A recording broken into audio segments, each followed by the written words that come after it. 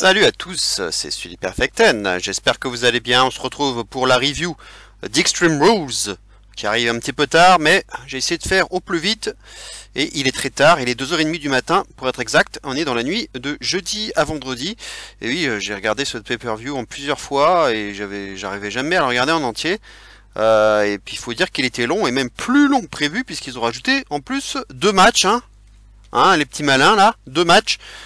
Bon, il y en avait un, je vous en avais parlé, donc on pouvait s'y attendre. Le deuxième, un poil moins, mais on va en parler d'ailleurs tout de suite, puisque c'était dans le kick-off. Balor contre Nakamura, match comptant pour le championnat intercontinental. On s'attendait un peu moins, mais c'est vrai qu'en même temps, Nakamura avait battu Balor en weekly à SmackDown, donc on pouvait se dire que s'il le bat, s'il le battait, c'est que c'était dans le but qu'il ait un match de championnat. Et c'est ce qu'ils ont fait, mais ça a été annoncé vachement tardivement, vraiment le dimanche même, très tardivement. Le match, à peine 8 minutes, globalement chiant, vraiment on avait l'impression d'être dans un weekly, rien de plus, quoi, donc très banal. Et puis ça se termine avec Nakamura qui évite un coup de grâce et qui porte un Kinshasa derrière la nuque de Balor, suivi d'un autre Kinshasa, mais cette fois-ci de face, pour la victoire surprise donc de Nakamura qui redevient, enfin pas qui redevient, mais qui devient même pour la première fois champion intercontinental, alors qu'il avait déjà été champion des États-Unis. Donc un changement de titre en kick-off, ça peut exister, oui, on n'en voit pas forcément très souvent, mais ça peut arriver. Et là, ils nous ont un petit peu pris par surprise. Alors, est-ce qu'il y a des plans y aurait-il des plans pour Balor pour aller plus haut, peut-être pour le titre universel? Sait-on jamais, sachant que je vous le dis tout de suite, je n'ai pas vu les weekly, donc je ne peux pas vous dire, voilà, c'est pour ça que je pose beaucoup d'interrogations, mais peut-être que Balor va avoir des plans pour Lesnar, on sait jamais, pour l'avenir. Maintenant, vu que maintenant Balor, il était à SmackDown, ça m'étonnerait quand même. Peut-être que ce serait plutôt pour le titre WWE ou un autre défi, quoi. On verra bien, on verra bien. Un retour du démon à SummerSlam aussi, pourquoi pas, on verra bien. La note 2 étoiles 25 pour un match, mais vraiment d'une platitude criante. Match suivant, classique, Cruiserweight, match Cruiserweight en kick-off, comme toujours, en tout cas comme souvent, entre Drew Gulak et Tony Nese. Ils ont encore fait mieux, 7 minutes seulement, donc on est en dessous du tarif Cruiserweight, des 10 minutes habituels. Mais voilà, on a vu qu'en plus avec le match d'avant, le temps manquait cruellement, et ça a joué, je trouve, dans la qualité du match, dans l'évaluation en tout cas. À noter, il faut le rappeler que Gulak était chez lui à Philadelphie, donc il a récolté plutôt une bonne pop en arrivant. Le match, voilà, il était correct, c'est un match Cruiserweight, donc c'est toujours correct, mais bien en dessous de ceux qu'on a eu l'habitude de voir ces derniers temps, en dehors du Tony Nese d'Ivory. Le reste, les autres matchs, c'était toujours très solide, ça faisait toujours partie des matchs de la soirée. Là, on peut pas vraiment le classer parmi les matchs de la soirée, c'était très ordinaire pour un match Cruiserweight. Peu de choses à dire, donc ouais, match court. À noter quand même, comme disait Nigel McGuinness au commentaire, un nasty landing de la part de Tony Nese, qui a tenté un 450 splash et qui est retombé avec les genoux sur la poitrine de Drew Gulak, donc la réception était assez moche. Et puis le match va se terminer finalement avec un Torture Rack Neckbreaker, le nouveau finisher de Gulak, qu'on a pu voir aussi à Stomping Grounds. Voilà, et il aura vraiment eu le temps de porter cette prise tranquillement, vraiment tranquillement, pour cette victoire. Bien sûr, pas de surprise à attendre, Gulak devait conserver, c'était sûr, il venait de prendre le titre. Et puis le run de Nese était terminé. Maintenant, la suite, je pense que ce sera soit Neil Orkan, soit Humberto Carrillo pour SummerSlam, ça paraîtrait logique. Et en ce qui concerne la note, je lui ai donné la note de 2 étoiles 75. Voilà, c'était correct, mais on aurait pu s'attendre à plus, mais c'est vrai aussi que la durée les a pas mal bridés. Allez, on va passer maintenant au show principal, avec un opener qui avait été annoncé à l'avance, quelques heures avant, Et c'est assez étonnant puisqu'il s'agit du fameux match 2 contre 2, le No Holds Barred match entre The Phenom, The Deadman, The Undertaker, le Big Dog, Roman Reigns, woo, woo, woo, woo, et le Best in the World,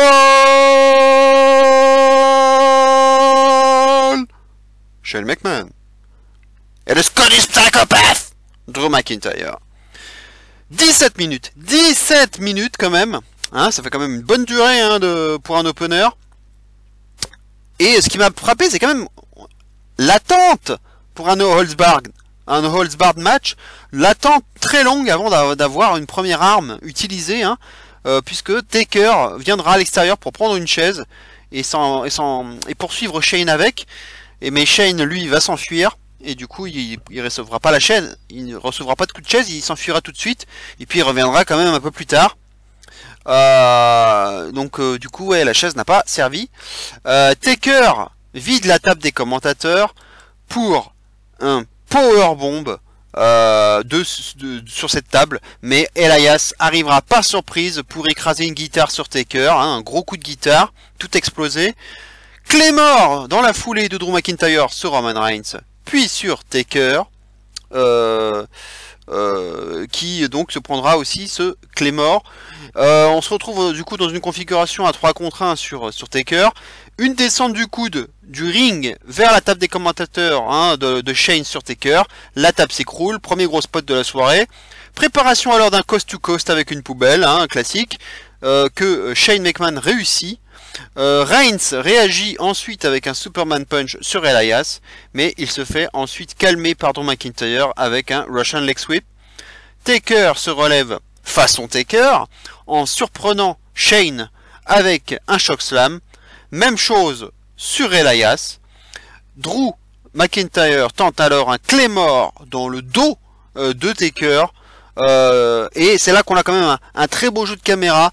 Hein, on voit le signe là de la mise à mort hein, habituelle de Taker. Il voulait forcément s'apprêter à porter son top stand pile driver sur Drew McIntyre, sauf que derrière Drew McIntyre il arrive et il attend Taker au coin du bois avec un Claymore, sauf que tout à coup Spear de Reigns sur Drew McIntyre, donc il grille la politesse à Taker. Reigns donne alors Shane en pâture à Taker, qui porte un tombstone pile driver sur Shane McMahon, avec un petit botch au passage, hein, parce que juste avant, Taker n'arrivait pas à soulever Shane du premier coup, donc il s'y est pris à 2 fois. Victoire tranquille donc du duo Taker-Reigns, sans surprise. Voilà, on s'attendait pas vraiment à une énorme surprise. Pas de turn de Taker, hein, j'y avais envisagé, mais ça n'aurait pas eu de sens au vu de son discours qu'il avait tenu envers Drew et Shane, donc si ça avait été pour tourner sur Reigns, ça n'aurait pas eu de sens. On a vu quand même des regards intenses entre Reigns et Taker, mais qui ressemblaient plus à des regards de respect, à une marque de respect entre les deux. À noter quand même, je trouve que le Taker a été plutôt en bonne forme. Moi j'ai trouvé plutôt bien dans ce match. Voilà, il avait l'air d'être un peu moins papy que d'habitude. Donc c'est plutôt une bonne nouvelle. Hein. Voilà, il a pas fait un peu une performance de ouf, hein, on est d'accord, mais à son âge, hein, c'est normal. Mais j'ai trouvé que c'était très honorable comme performance.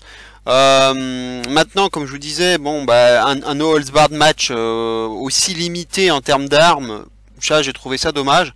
Autant ne pas faire de stipu à ce moment-là, quoi. Parce que voilà, un écroulement sur la table, voilà, un coast to coast avec la poubelle, voilà, la chaise qui a été utilisée aussi, mais qui a même pas été utilisée d'ailleurs. Enfin, elle a été prise par Taker, mais il a même pas pu frapper Shane avec, quoi. Donc finalement, pour un no holds barred, pas terrible, hein. Ils auraient même pu mettre la tenue, parce qu'en général, dans tout ce qui est street fight, no holds barred, on peut s'attendre à mettre un jean, un perfecto, un truc en cuir, enfin un truc un peu plus différent, de badass, un peu plus différent qu'une tenue catch. Là, ils sont restés avec une tenue normale. Je m'attendais peut-être à un truc un peu plus, voilà, un peu plus combat de rue, quoi, un peu plus street fight. Mais c'est pas un street fight, c'est un no holds barred, mais bon, dans l'esprit, c'est pratiquement la même chose.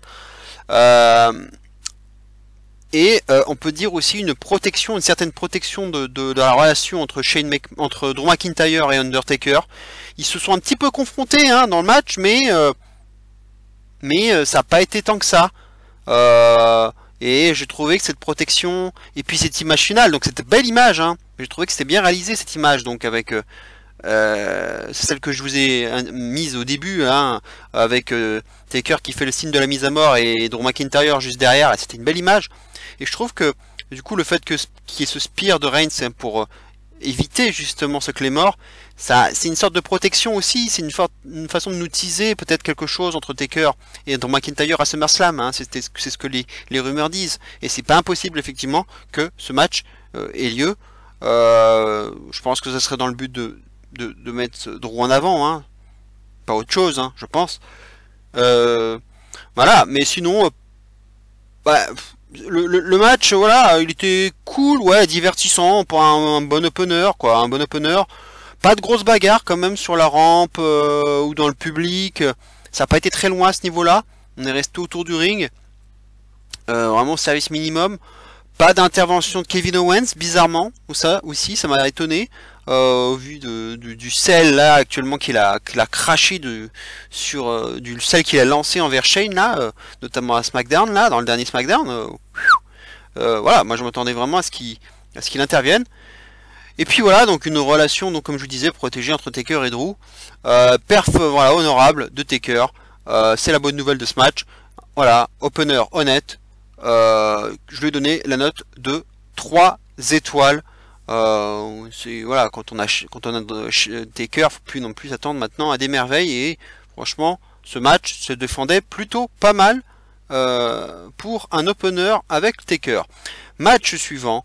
Match entre les Usos et les Revival pour les titres par équipe de Raw. Match de 12 minutes 30 et une victoire des Revival. Et oui, grâce à un Shadow Machine, hein, victoire de Dawson qui couvrira Jimmy Uso. Bah voilà, par rapport à ma vidéo pronostic, moi j'avais donné plutôt la victoire des Usos puisque des champions face. C'était beaucoup plus logique vu qu'en il y avait beaucoup plus de challengers potentiels à Raw, avec notamment les Viking Raiders et du coup Gallows et Anderson hein, qui ont tourné heel et qui pourraient aussi constituer une équipe de heel cohérente, crédible pour les titres. Alors qu'avec Revival champion, bah les babyface derrière à Raw, bah, c'est très limité. Hein. Sachant que voilà, Hawkins et Ryder ont eu leur run, bah derrière, voilà, à moins de construire une équipe, bah, pour l'instant il n'y a rien quoi. Donc c'est pour ça que j'étais un peu étonné quand même de cette victoire des Revival, d'autant qu'on fait jamais vraiment rien avec eux lorsqu'ils ont les titres. Donc autant les donner à Usos quoi. Mais bon, un peu surpris. Voilà, à moins aussi de ramener les Street Profits dans le main roster, mais c'est pas l'air d'être ça n'a pas l'air d'être l'idée. Hein. On les voit de plus en plus, mais pour l'instant on parle pas de call-up. Hein. Pour l'instant, voilà. Ils jouent les speakerins, ils annoncent les matchs, ils parlent un peu des rivalités, mais de façon un peu insupportable, voilà, avec des imitations, des voix exubérantes, bref. Mais le match était bon, un bon match tag team, hein, comme souvent, entre les Usos et les Revival, même si ça sortait un peu la naphtaline, hein, tout ça. La feud a commencé à dater, donc mettre ce match en pay-per-view seulement maintenant, j'ai pas trop compris pourquoi. Fallait le faire déjà depuis 2 mois. Voilà, mais c'était un match de bonne facture, quoi, à l'image des deux équipes. Mais voilà, je comprends pas bien l'utilité, en tout cas, de pourquoi ce match aussi tardivement. Aussi tardivement en pay-per-view, si c'est juste pour ne pas changer les titres demain au final, quoi. Bah autant le faire pour qu'il y ait quelque chose, quoi, qui se passe. Là, bah, en fait, ça avait l'air d'être un filler finalement ce truc. Il s'est rien passé quoi. Ça a fait plutôt match exhibition au final, un match un peu bouche-trou quoi. Mais un bon match bouche-trou, un bon match d'exhibition certes, mais c'était vraiment un match bouche-trou quoi, qui ne fait pas progresser la storyline. Et puis on a même plus de storyline, donc c'est surtout ça le problème. Et la note, bah 3,25, voilà, un match que je vous recommande de regarder, un bon match tag team quoi. Mais voilà, j'ai pas trop compris le délire dans tout ça. Et puis pour moi, c'était pas le bon choix. Il aurait fallu que les Usos prennent les titres. Match suivant, match entre Alistair Black et Cesaro, hein, dans un Pick a Fight with Me match, voilà. un match d'à peine 10 minutes, hein, à peine 10 minutes. Match de plutôt bonne facture hein, aussi. Pas de squash, hein, bien au contraire, on aurait pu y penser, mais ça n'a pas du tout été le cas. Mais il faut noter que Cesaro aura vraiment posé beaucoup de problèmes à Aleister Black. Et il lui aura vraiment offert une très belle opposition. Avec même à un moment donné un petit mind game de la part de Cesaro qui a singé la position du Lotus hein, de Black. Black aura même tenté un premier Black Mass dès le début du match, hein, mais esquivé par Cesaro hein, quand même, faut pas exagérer. Il l'a porté dans le vent. Le deuxième, par contre, aura fait mouche hein, de façon inattendue, après avoir contré un neutralizer. Voilà, le coup de pied qui arrive très vite. Et ça ici il le fait très bien, et c'est un peu comme le RKO quoi. Le Black Mass peut être porté from out of nowhere, et c'est ça aussi sa force. Et ça peut être une prise qui peut faire très mal dans les années à venir et dont on parlera peut-être très souvent, un peu comme le RKO maintenant. En tout cas, c'est un match qui lance bien Aleister Black dans sa carrière solo dans le main roster. Match agréable. Cesaro a bien joué son rôle de heel, mais pour mettre en valeur Black, il a parfaitement joué le rôle. Et puis en plus, il a été loin d'être ridicule. Le public a même chanté This is awesome à un moment donné, hein, lorsque les deux hommes sont restés à terre en même temps. Donc le public a plutôt aimé. 3 étoiles 25. Ça a été un bon match de catch. Vraiment un bon match de catch. Voilà. Les débuts, bien sûr, victorieux. Hein. Il ne pouvait en être autrement pour Aleister Black. Match suivant. Match 2-on-1 handicap match entre Bayley et Nikki Cross et Alexa Bliss. Hein. Qu'on avait vu en coulisses hein, après avoir croisé R-Truth et Carmella. Elles avaient aussi croisé les Street Profits. Mais d'abord on voit donc R-Truth qui est à la recherche de Hornswoggle, hein, évidemment, Hornswoggle d'Eric Maverick. Bliss offre ensuite un t-shirt Twisted Bliss Coffee à Nikki. Qui le même t-shirt que celui que Alexa Bliss portait elle-même. Elle lui donne donc le même t-shirt dans le cadre du match hein, pour qu'elle puisse le porter pendant le match. Et puis donc elle croise ensuite les Street Profits qui se moqueront un peu d'elle hein, après avoir promis qu'elle serait co-championne. Ça a fait rire les Street Profits. Voilà un segment un peu malaisant hein, comme on a pu voir précédemment avec les Street Profits. Un peu dommage. Match de 10 minutes et ça se termine avec un Twisted Bliss qui est contré des deux genoux par Bayley. Bliss qui fait le changement avec Nikki Cross, qui tente ensuite de sauter de la troisième corde, mais qui est contré par un coup de pied dans le ventre de Bayley, suivi d'un elbow drop de la troisième corde. Voilà, tout simplement, conservation logique donc de Bayley dans un match très ordinaire, très fade. Hein, c'est toujours pareil un peu quand on a Bliss et Bayley, voilà, on se fait chier quoi.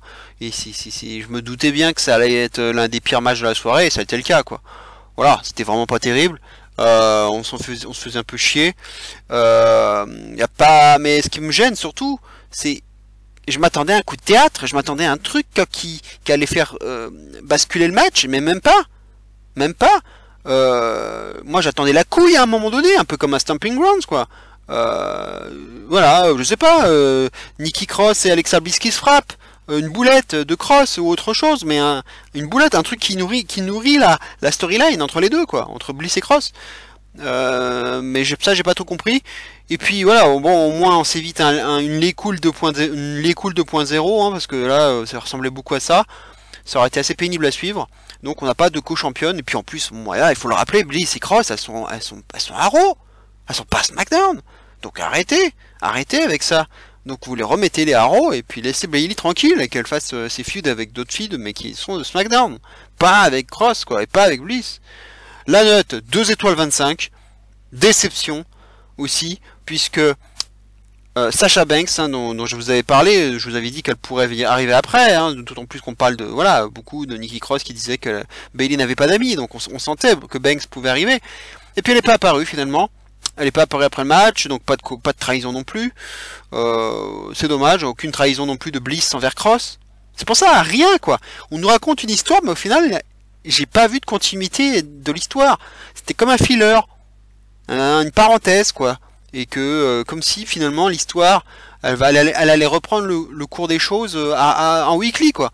Alors j'ai pas vu les weekly, mais peut-être que l'histoire a repris en weekly, c'est même sûr. Donc c'est pour ça que du coup, tout ce qui s'est passé avec Extreme Rules, je vois pas quoi, ça reste une parenthèse et qui n'a rien servi à que dalle. On n'a pas servi la storyline quoi. Voilà, le match ne racontait rien quoi en fait. C'est un peu comme le revival Usos. Voilà, à quoi ça a servi tout ça, si c'est pour pas faire gagner les Usos, ou voilà, puis avec les heals qui attendaient au coin du bois, bon bref. So what, j'ai envie de me dire quoi. Et alors? Voilà quoi, c'est quoi la suite? Ben, on verra bien, il peut y avoir d'autres options comme Charlotte, notamment, ou Sasha Banks, qui a peut-être fait son grand retour. On verra bien. Match suivant, Bobby Lashley contre Braun Strowman dans un Last Man Standing match. Un long match de 17 minutes 30 quand même. Braun donc qui se pointe, alors c'est un peu bizarre mais il se pointe sur le ring sans le moindre bandage, ni égratignure, malgré tout ce qu'il avait subi juste 2 semaines avant quoi. Bon, ça c'est un peu bizarre, c'est un peu dommage, un peu de cohérence s'il vous plaît. Lashley tente d'attaquer Braun d'entrée de jeu mais se fait contrer. La cloche sonne alors, match qui part vite en tribune, puis en dehors de la salle même, près de la buvette là et des stands de merchandising avec les t-shirts. Lashley se prendra même une souplesse de Braun directement sur le mur là, sur le panneau de merchandising, ce qui fera crier holy shit tout le public là qui était attroupé autour. Le match se poursuit alors dans la salle en descendant les escaliers, donc de retour dans la salle. Gros coup de bélier de Braun sur Lashley, mais ça ne suffit pas. Lashley porte un spinebuster à Braun Strowman à travers la barrière d'insécurité, comme dirait Philippe Chéreau, et cette barrière bien sûr s'effondre. Lashley fait un tour du ring pour singer Braun Strowman et lui rentre dedans avec un gros coup de bélier, puis renverse la table des commentateurs sur lui pour essayer vraiment de l'ensevelir, mais ça ne suffira même pas puisque Braun s'en sort quand même. Lashley fonce sur Braun mais propulsé sur la table des commentateurs japonais, Funaki notamment, donc nos amis Brassard et Rougeau auront évité ça. Braun Strowman matraque alors Lashley et prend l'ascendant. On remonte encore dans les escaliers. Lashley balance même un spectateur sur Braun au passage. Coup de chaise de Braun sur Lashley. Braun voit une ouverture à ce moment-là et ouvre une barrière.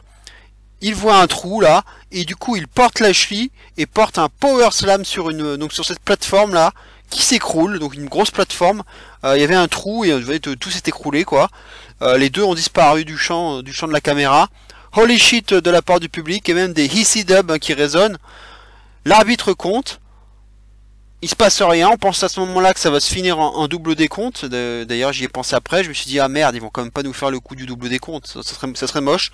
Et puis finalement, au dernier moment, Braun surgit en cassant le mur et en espèce de mur là très light en termes de matériaux. Ça casse très facilement, il s'en sort comme ça, il sort du mur. Le match se termine comme ça finalement, l'arbitre compte. Et victoire finalement de Braun Strowman. Demi-surprise on va dire. Bon, les deux de toute façon je pense avaient besoin d'une victoire, mais on pouvait pas le faire gagner les deux, ou alors un double décompte à la limite, mais bon, c'est pas vraiment une victoire, c'est plutôt un no contest du coup, si c'est ça. Mais en tout cas, moi j'avais tenté la petite surprise, j'avais tenté la victoire de Lashley, qui avait déjà perdu contre Braun à Super Showdown, donc je me disais peut-être que il va peut-être pas perdre cette fois-ci. Et puis il a besoin, je pense, d'une victoire significative, d'une victoire de prestige, et voilà, il l'a pas quoi. Donc Lashley ne sert pas à grand chose, Braun non plus vous me direz, mais au moins Braun il a gagné quoi. Donc au moins ça lui laisse peut-être encore des petites cartouches pour l'avenir, et pour SummerSlam à voir quelle sera sa prochaine feud. Il y a sûrement une feud à venir pour Braun.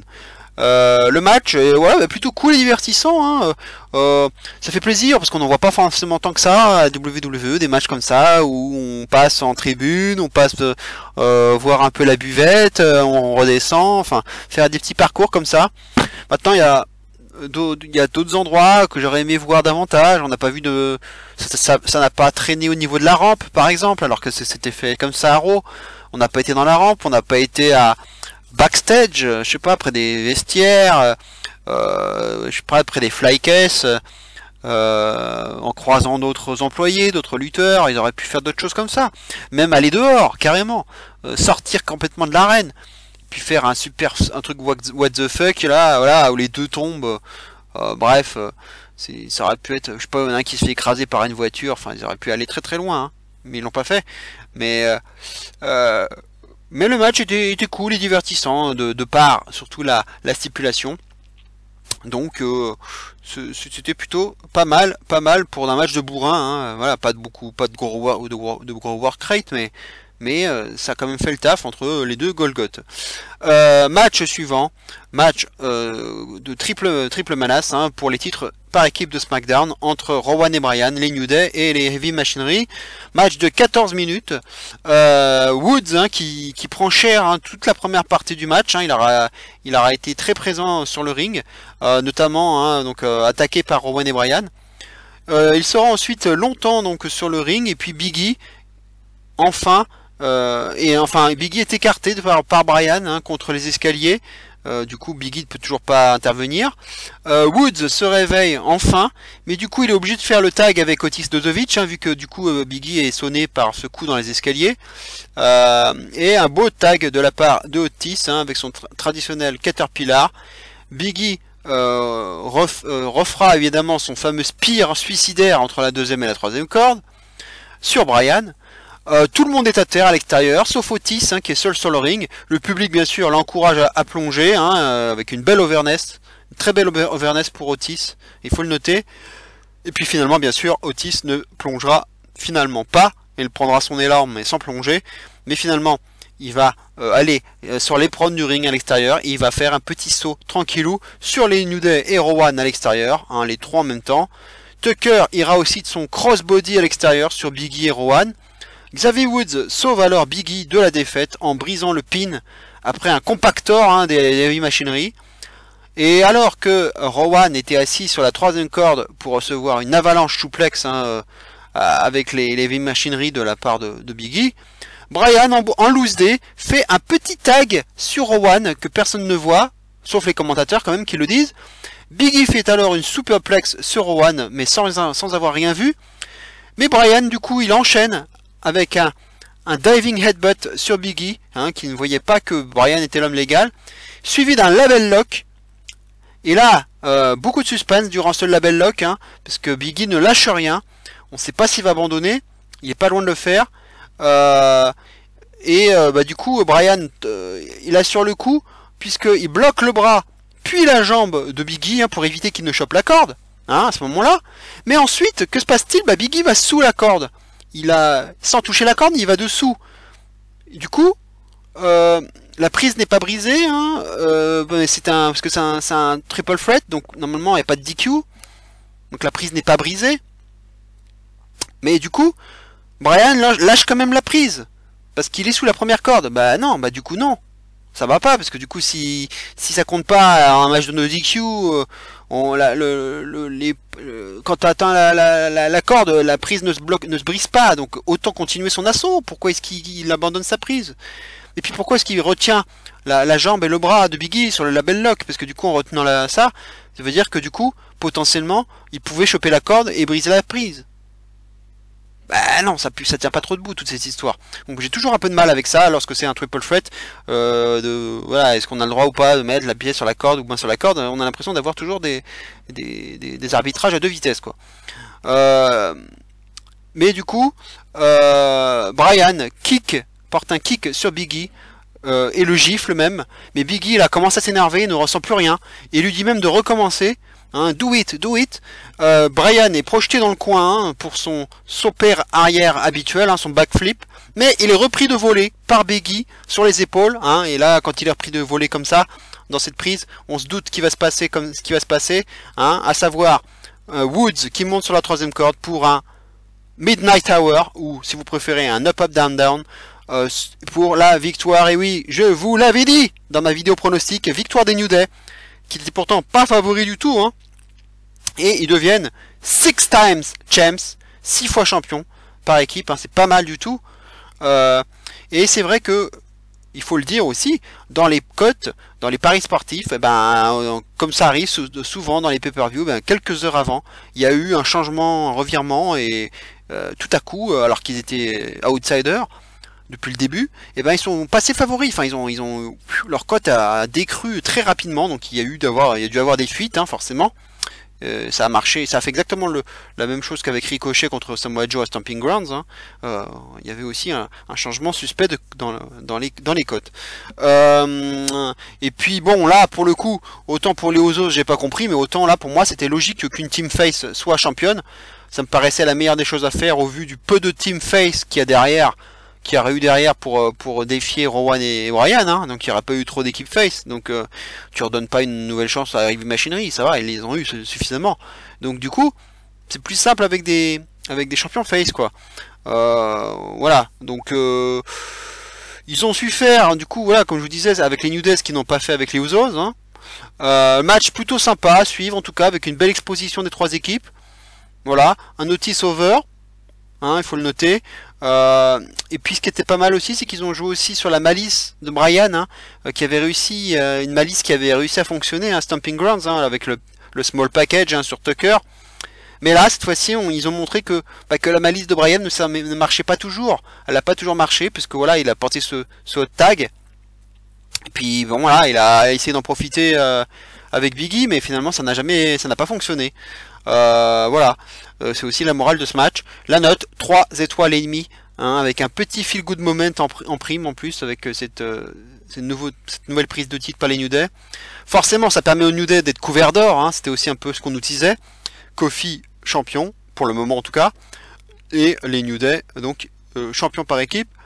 Voilà, ça a été pas mal teasé. Les trois célèbrent leur victoire backstage. Mais leur interview est tout de suite interrompue par Paul Heyman, hein, il faut le dire, parce que Paul Heyman arrive sur le ring sous une grosse pop, hein, évidemment, puisqu'on est à Philadelphie. C'est exactement comme dans le show de la Evolve, si vous ne l'avez pas vu, où Heyman est arrivé par surprise pour faire une promo, et il avait été aussi très bien accueilli.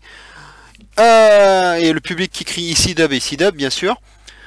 Paul Heyman annonce alors officiellement le cash-in de Lesnar ce soir, à Philadelphie, la ville de l'extrême, hein, l'extrême qu'il a lui-même bâti, hein, on s'en souvient.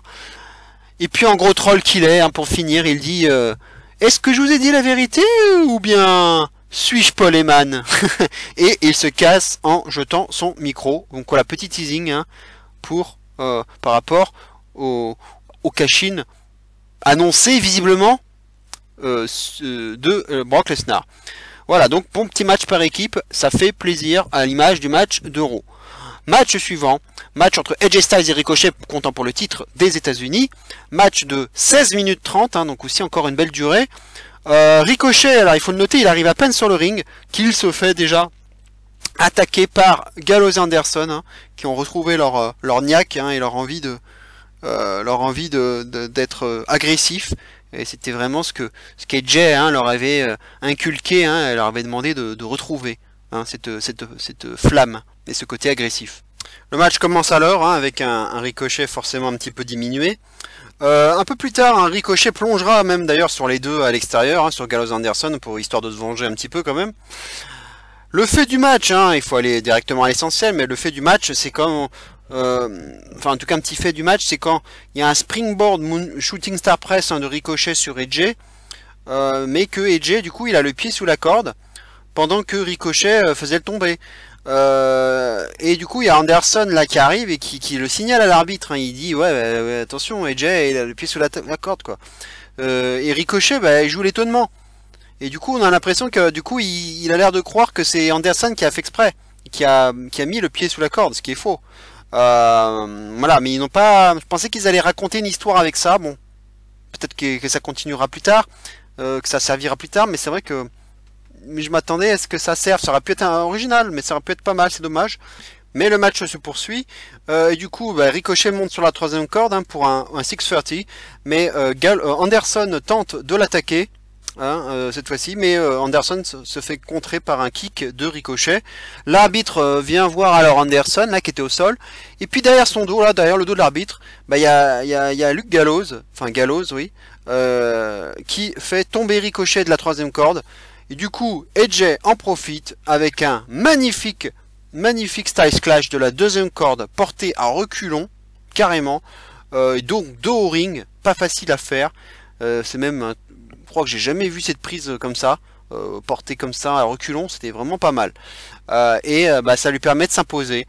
Donc AJ Styles prend le titre. Et oui, il prend le titre. C'est assez cruel pour Ricochet qui était champion seulement depuis un mois. Maintenant, dans ma vidéo pronostic, hein, je vous disais que j'étais partagé. Je vous donnais un peu le double pronostic, c'est-à-dire que soit Ricochet conservé, mais par DQ, voire des comptes à l'extérieur, enfin quelque chose qui permettait quand même de protéger un petit peu AJ. Soit AJ prenait quand même le titre, mais pas de façon super clean. Et c'est ce qu'ils ont fait, puisque Gallows Anderson ont eu bien sûr leur rôle à jouer. Et donc la victoire est pas super clean. Pas de beatdown hein, après le match, hein, ou d'intervention pour tenter de sauver Ricochet, qui est toujours à l'heure actuelle sans amis. Hein. J'ai toujours pas vu les weekly, mais pour l'instant, en tout cas, à ce moment-là du show, bah, il est toujours sans amis. C'est très bizarre. Je pensais qu'il allait avoir à ce moment-là une intervention, peut-être les Usos, ou voilà, ou Rey Mysterio et Cedric Alexander, enfin un autre duo pour faire le nombre, parce que là, Ricochet à chaque fois, il est mis à mal à 3 contre 1 et personne ne vient l'aider, quoi. C'est dingue. Et bah, la rivalité elle va te prolonger hein, de par le match, voilà, de cette intervention de Gallows Anderson. Peut-être que la prochaine fois à SummerSlam, peut-être il y aura un match avec je sais pas, une Shark Cage avec Gallows Anderson dedans pour pas qu'ils interviennent, ou ils seront tout simplement banned from ringside, voilà. Ça sera peut-être un truc comme ça. Et voilà, bon, en tout cas, on va dans la continuité du heel turn de Styles et de Gallows Anderson. Hein, donc du coup, on fait grandir Styles aussi avec cette ceinture. Et puis voilà, aussi ça permet de crédibiliser Gallows Anderson comme étant des éléments perturbateurs importants, hein, et pas non plus que de simples larbins. Et ils permettent vraiment de faire gagner AJ. Donc voilà, ils ne servent pas à rien. Et le match, bah, comme toujours, hein, c'est toujours leur match à chaque fois, bah, ils sont de qualité. Et bah, là, ça n'a pas dérogé à la règle. Vraiment un bon match de un très bon niveau de catch, quoi. Il y a rien à dire, très propre et surtout un coup de chapeau pour ce Styles Clash là à reculons qui était vraiment magnifique. Et je pense qu'il n'y a pas beaucoup de lutteurs qui sont capables de réceptionner cette prise parce que là, elle est très dangereuse. Et porté comme ça, et bravo à Ricochet pour ça, hein. C'est sûr, c'est fort. 3 étoiles et demie en tout cas pour ce match, et j'attends la suite, et peut-être avec voilà, enfin je pense une prolongation de la rivalité. Match suivant, match entre Kevin Owens et Dolph Ziggler, voilà hein, le deuxième match qui a été ajouté au dernier moment, mais même s'il y avait beaucoup de rumeurs, je vous l'avais dit dans ma vidéo pronostic, on parlait beaucoup de ce match, avec cette nouvelle feud qui est né maintenant entre les deux. Mais je sais pas pourquoi. Les deux sont arrivés sur le ring et je sais pas, j'ai senti déjà qu'il allait avoir un petit squash là. J'ai senti le squash venir, ça se sentait. Et puis effectivement, bah ouais, il y a eu, je crois, un coup de poing, une tentative une gifle de Ziggler et voilà. Et puis Stunner terminé quoi. Terminé. C'était Stunner, victoire en 16 secondes. 16 secondes. Tout simplement, c'était la bonne vague, la bonne vanne. Mais bon, voilà, il fallait avancer. Il y avait encore d'autres matchs derrière, donc il fallait bien un petit match court aussi. Donc, bah, ça a surtout servi derrière, puisque finalement Kevin Owens ensuite il a fait une promo pour rappeler que Shane McMahon hein, il prend toute l'antenne au détriment des autres lutteurs et au final voilà, il termine en disant que Shane peut lui embrasser le cul et aller en enfer. Et il jette le micro. Voilà pour ce segment, hein, puisque c'est même pas un match. Donc bien sûr je ne noterai pas ça parce que ça n'a aucun intérêt. Voilà, je vais pas gueuler parce qu'il y a des squash qui sont énervants. Celui-là, je vais pas m'énerver dessus parce que on savait que ça servait surtout à builder un peu la feud. Voilà, et puis ce match, bah, il avait pas grand intérêt. Puis ils l'ont ajouté à la dernière minute. Après, c'est dommage, quitte à l'ajouter, voilà, bah, autant en faire une petite stupu. Voilà, une petite stipu, puisqu'il y avait que 4 matchs sur 10, hein, je vous le rappelle. Même sur 12, en comptant le kick-off. Que 4 matchs sur 12 qui avait une stipu. pour Extreme Rules, c'est quand même light. Ils auraient pu rajouter une petite CPU quand même. Mais voilà, ça aura surtout servi à builder la rivalité avec Shane, et puis surtout, enfin, on peut s'en douter, un match à SummerSlam entre les deux. On verra bien. Match suivant, bah là on rentre dans le dur, avec le championnat de la WWE entre Kofi Kingston et Samoa Joe. Match de 10 minutes seulement, pas beaucoup, 10 minutes. Et bah on va tout de suite parler de la fin de match. Puisque Samoa Joe se dégage d'un SOS hein, dans un premier temps. Ensuite, il y a une tentative de Trouble in Paradise de Kofi, mais qui est contrée par une coquina clutch de Joe, mais qui n'arrive pas à porter très longtemps, puisque tout de suite après, il tente de prendre appui un Kofi sur le coin avec ses jambes, mais il est quand même contré par un Urinagi de Joe et d'une Senton Bomb directement, une Senton Splash. Dégagement de Kofi malgré tout, et il y a une nouvelle tentative de coquina clutch de la part de Samoa Joe, mais en vain, puisqu'il se fait surprendre en pleine projection dans les cordes par un Trouble in Paradise de Kofi pour la victoire. Victoire clean, net et précise et sans bavure pour un Trouble in Paradise qui passe vraiment pour une prise dévastatrice et impossible à se dégager, quoi. C'est incroyable cette prise, comme elle est vendue forte. Et puis bah comme d'habitude, Joe Paillasson, Samoa Paillasson, toujours, je vous l'avais dit, toujours, je sais pas pourquoi. Je vous rappelle encore l'histoire du Muscle Buster malencontreux qui a coté la carrière de Tyson Kidd. Est-ce que ça a un lien?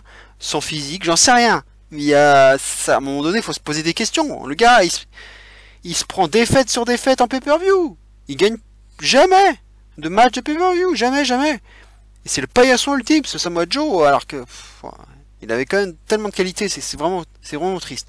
C'est vraiment triste, j'espère qu'un jour il aura une récompense, parce que avec tout ce qu'il a su comme merde, à chaque fois, c'est incroyable. Je comprends pas son booking, quoi, je comprends pas. Et bah voilà, personne se dégage du Trouble in Paradise, quoi, tout simplement. Pas de Lesnar à l'horizon, parce que j'ai quand même attendu la fin du match, hein, vu que maintenant Paul Heyman avait teasé quelque chose, il avait teasé le cash-in. J'ai quand même été voir, mais rien pour le moment. Le match, bah, il fait moyen, quoi. On sent que la hype Kofi elle est passée, et que bah, tant qu'il était underdog ultime, hein, comme à l'époque de WrestleMania, bah, on était investi dans ces matchs, le public aussi était à fond, on avait l'impression, enfin, qu'on poussait tous derrière lui, quoi, qu'on avait tous envie qu'il gagne. Mais là, maintenant qu'il est champion, bah, c'est plus pareil, c'est plus la même magie, quoi. On s'emmerde. Et puis, là, il n'y a plus cette quête là vers les sommets. Il est déjà au sommet, donc c'est là que c'est plus difficile. C'est plus difficile d'atteindre le sommet que d'y rester, hein. Ça, c'est toujours ça, hein, dans la vie, hein. Et voilà, et ben, là, on sent que ça tire la langue, hein, ça tire la langue. Et voilà, bon, on verra ce qui s'est passé en fin de show. Mais c'est vrai que du coup, bah, Kofi il pourrait encore conserver son titre plus longtemps que prévu, hein, on sait jamais. Mais voilà, ce match était dans les moins bons de la soirée, il faut le dire. Et puis bah, on peut dire que du coup, oui, bah là les New Day dans leur intégralité sont couverts d'or, quoi. C'est quand même pas rien. Donc 2,75 pour ce match moyen, tout simplement. Match suivant, on passe au main event entre Baron Corbin et Lacey Evans et Becky Lynch et Seth Rollins pour les titres à la fois féminins de Raw et universels. Et c'est un Extreme Rules match, et c'est la dernière chance pour être champion pour Evans et Corbin, en tout cas in kayfabe, hein, parce qu'ils ils auront forcément d'autres chances à l'avenir, mais en tout cas pour l'instant avec Becky et Rollins champion, ils n'auront plus jamais de chance. Le match 20 minutes, hein, 20 minutes, le match marathon de la soirée, bah, du coup c'est pour le main event, ça paraît logique. Corbin prend très vite un kendo stick en début de match, hein, pour faire face à Rollins, puis volée de coups, hein, de kendo stick de Becky et Rollins, alors qu'Evans avait tenté de séduire un petit peu Rollins là, en lui mettant un peu la main sur le torse et tout. Corbin revient plus tard avec une chaise pour frapper Rollins par surprise. Il arrive même à lui porter un DDT, hein, sur une chaise, mais Rollins se dégage.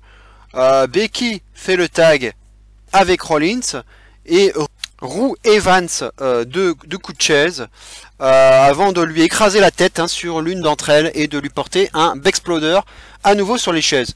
Lacey Evans à ce moment là elle saigne à la bouche. Rollins sort de table avec l'aide de Becky, mais les Heels réagissent. Corbin sort deux kendo sticks et en donne même un à Evans. Rollins est à terre et les deux Heels le roue de coups de kendo stick. Il y a même ensuite un double choc slam des Heels sur Becky et Rollins simultanément. Double pin mais double kick out. Double souplex de Becky Rollins sur Corbin Evans sur la rampe à l'extérieur. Les deux Heels sont alors placés chacun sur les deux tables préalablement placées à l'extérieur. Becky porte alors un leg drop sur Evans et Rollins un frog splash sur Corbin et donc les deux tables coup sur coup s'écroulent.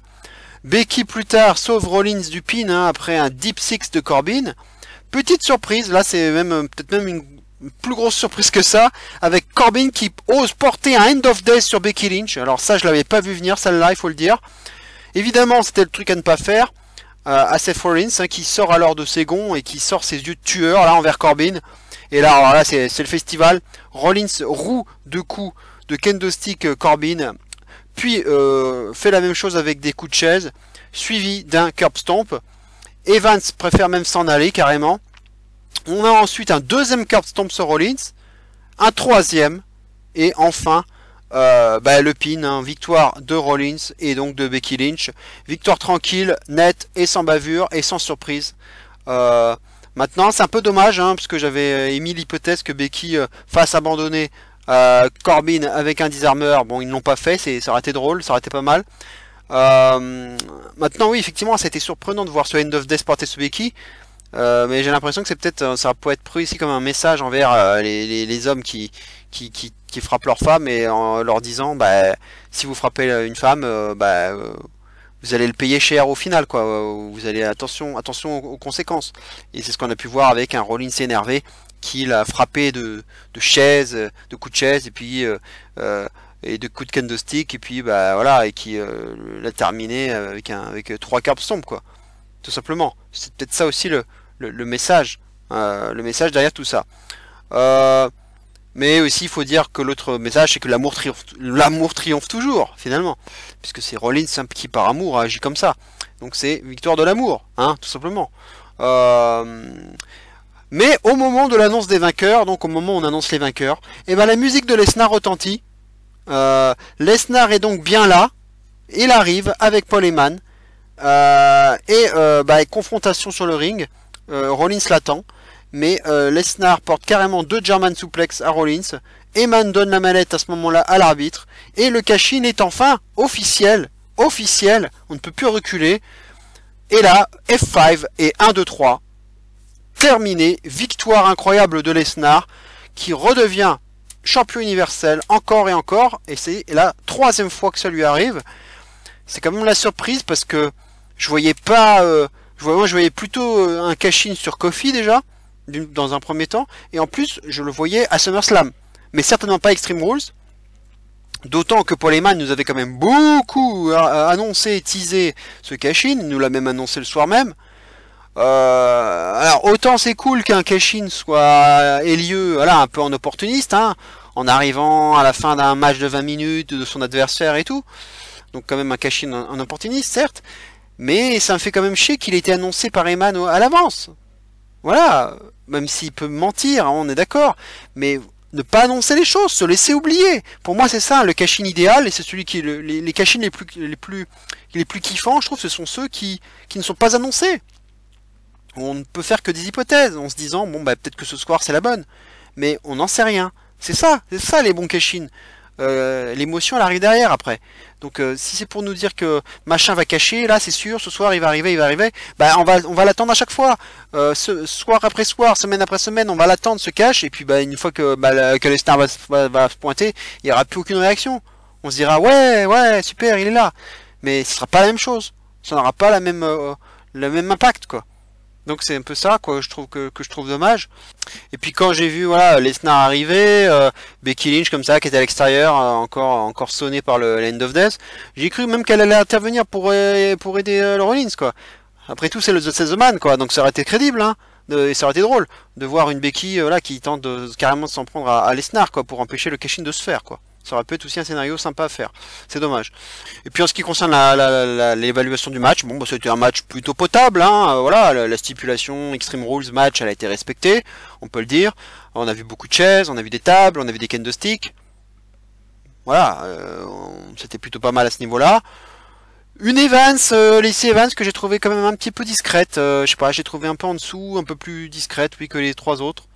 Hein, c'est peut-être que c'est mon avis, hein, c'est peut-être. Mais je sais pas, moi je l'ai pas senti très présente dans ce match.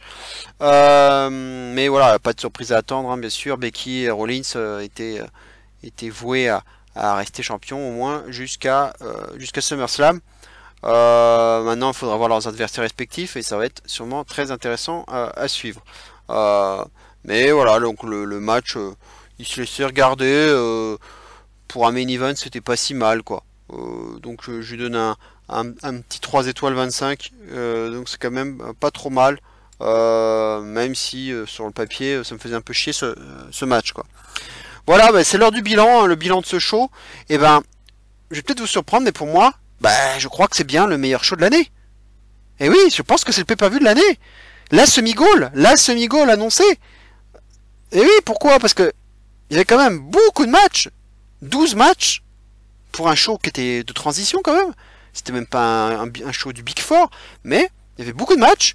Et ben, malgré le fait que ce soit un show avec beaucoup de matchs, et ben, ils ont réussi quand même à me donner l'impression que c'était quand même cohérent et qu'il n'y avait pas de purge monumentale. D'habitude, il y a toujours un petit creux, voilà, une deuxième partie un peu meilleure que la première, par exemple. Une deuxième partie, oui, un peu moins bonne que la première. Et bah non, il n'y a pas ce genre de déséquilibre, quoi. J'ai pas senti la même chose, j'ai trouvé beaucoup plus solide du début à la fin. Pas de véritable purge. Même le match féminin, hein, qui est en dessous, on est d'accord, mais c'était pas catastrophique non plus. Le squash match, voilà, je vais pas le noter, et puis voilà, c'est peut-être plus un segment qu'autre chose, et puis voilà, faut pas trop le prendre au sérieux. Coffee Joe décevant, mais voilà, c'était pas non plus, on peut pas l'élever au rang de catastrophe. Mais voilà, sinon, bah oui, le match segment entre Kevin Owens et Sami Zayn, et Dolph Ziggler, qui avait servi à builder la feud avec Shane, hein, voilà, où ça a servi à ça.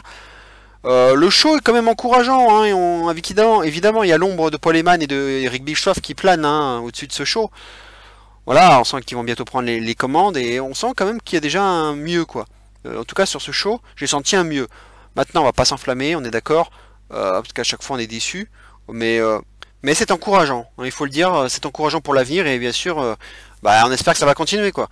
Voilà, moi, j'ai pas envie de lancer du sel sur ce show, quoi. Il est solide, tout simplement. C'est vraiment un bon show, quoi. Pour moi, c'est le meilleur de l'année, hein. Ouais. Et dans le bilan, ça va être dur de le battre. Parce qu'il était assez consistant, ce show. Il faut le dire. Maintenant, bon, il y a des choses qui m'ont pas trop plu, hein. Voilà, les 2-3 matchs dont je vous ai parlé. Le fait qu'il m'ait manqué aussi un petit match de plus avec une stipulation, parce que 4 sur 10, c'est beaucoup trop insuffisant. C'est dommage. 2 changements de titre, donc il y a quand même eu des petites surprises. Des résultats logiques et donc ouais, de surprises avec notamment donc ce cash-in de Lesnar, incroyable cash-in. Et puis voilà, bah, on va finir par bien sûr un gros coup de gueule. Bah j'ai pas toujours voilà mes cauchemars là, et non pas, c'est pas toujours ça tombe pas toujours juste. Bray Wyatt n'est pas venu. Grosse déception, Bray Wyatt n'est pas venu. Pour moi c'était le moment ou jamais, fallait qu'il vienne maintenant à Extreme Rules, pas avant, pas après, fallait qu'il vienne là. Et le fait de ne pas l'avoir vu, même si peut-être que, voilà, on verra peut-être en weekly, mais là, en tout cas, on ne l'a pas vu, et ma patience a des limites, le temps qui lui était imparti maintenant est écoulé, et je n'ai plus envie de m'investir dans ce gars. Ça ne m'intéresse plus. Ça y est, c'est terminé, j'ai plus envie de Wyatt, là. C'est trop. De nous teaser des trucs, et des trucs qui n'arrivent jamais, j'en ai ras le cul. Voilà, j'en ai ma claque. J'en ai vraiment ma claque. Voilà, moi j'en peux plus d'attendre, et on parle peut-être de SummerSlam. Non, mais c'est arrêté. Ça va durer combien de temps, quoi, de repousser les chances de tant de mois? Non. Donc Bray Wyatt, j'en peux plus. Je laisse tomber. Là, je suis fatigué, tout simplement. Voilà, ça fait un peu partie des coups de gueule que j'ai envers ce show. Mais qui était donc un show vraiment pas mal du tout. et donc qui mérite une bonne semi-goal. Ça, voilà comment j'avais titré ma vignette. Voilà en ce qui concerne le bilan total d'Extreme Rules. Il aura mis du temps à se faire, mais on l'a, ça y est, c'est bon. J'espère que ça vous plaira. Très important, bien sûr, n'oubliez pas de liker la vidéo au plus grand nombre. Le geste est rapide. Vous cliquez sur le pouce, hop, c'est fait. Et ensuite, c'est terminé. Et de vous abonner si vous ne l'avez pas fait.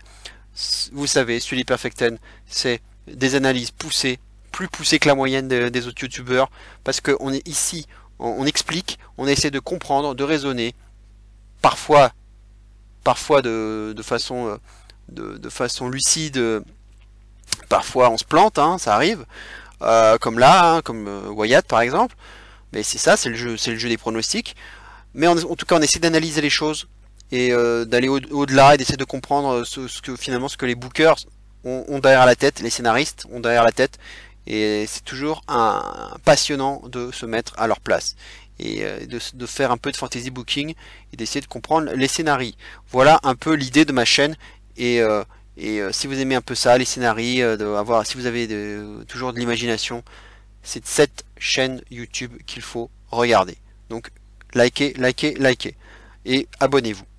Voilà, donc je vous souhaite une excellente fin de semaine, passez un bon début de week-end, reposez-vous bien, profitez bien du soleil, et on va bientôt se retrouver avec plein de contenu pour l'été, je serai en vacances, ça sera génial. A très bientôt donc pour une prochaine vidéo, et d'ici là, bien entendu, n'oubliez surtout pas, vive le catch. Ciao à tous.